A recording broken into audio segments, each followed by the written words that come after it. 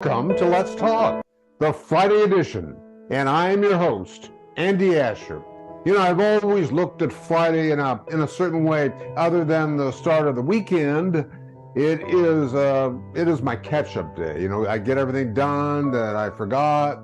I get everything done that I didn't have time for, or I just forgot entirely about it. Now, today falls into the category of didn't have time for.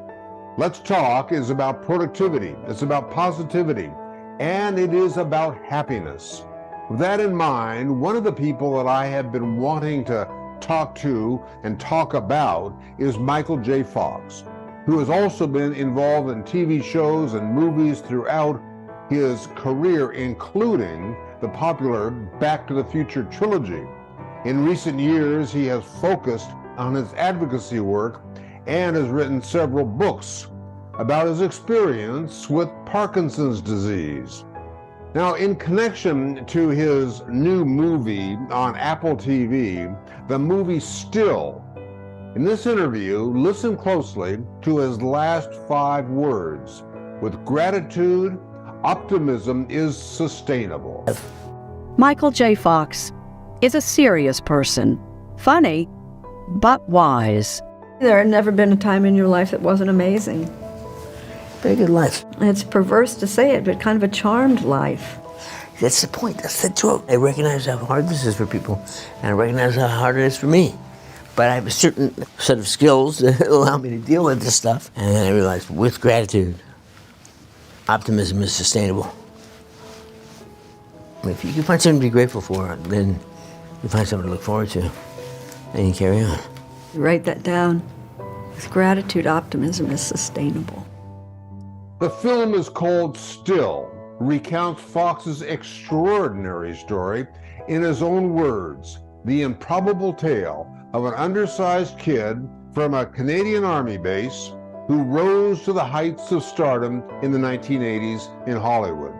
And those unforgettable words, those 5 words, with gratitude, optimism is sustainable. I have always been drawn to people with an indomitable spirit, and one of them is Tai Yun Kim. At 76, her life has been a monumental struggle. It began in a traditional culture that tried to restrain her goals and put her into a role that she did not want. Through it all, great Grandmaster Tai Yun Kim demonstrated the power of her motto, "He can do, she can do, why not me?" Her optimism of life has not diminished at all. And how would someone who isn't at your energy level and everything, how might they say, I could never be like her?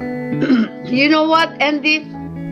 I don't want anybody be like me, because I want everybody find their own individuality. So in other words, eagle should not try to become a dolphin, and dolphin should not try to become a tiger. You know, the rose should know that you are the rose, not the daisies. I guess what I'm trying to say, that's what makes us so special.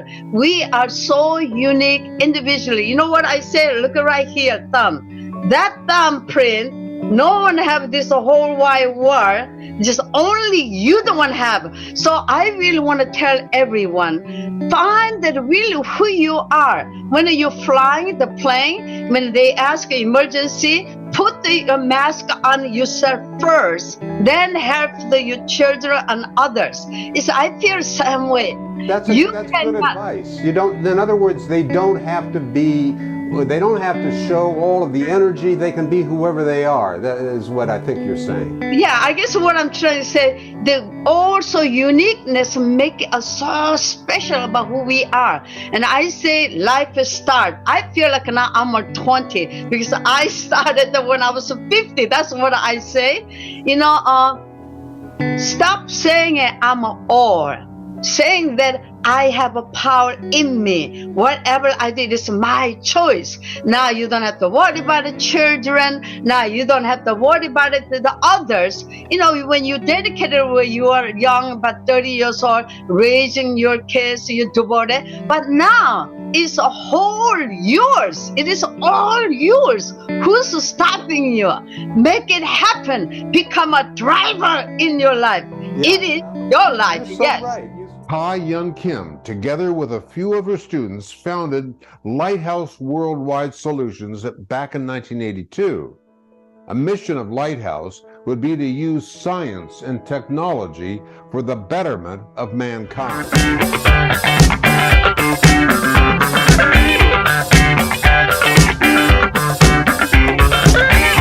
Finally, on this Friday, it's our newsstand segment, a fun, irreverent look at what's on your local supermarket newsstand. With the popularity of Yellowstone, Kevin Costner is also in the limelight about something that he wishes weren't.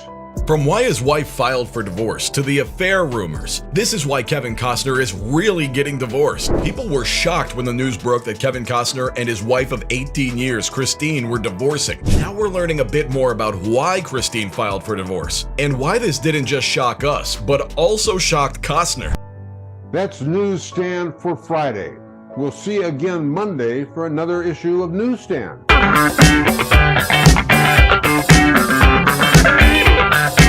And I want to thank you for supporting the show.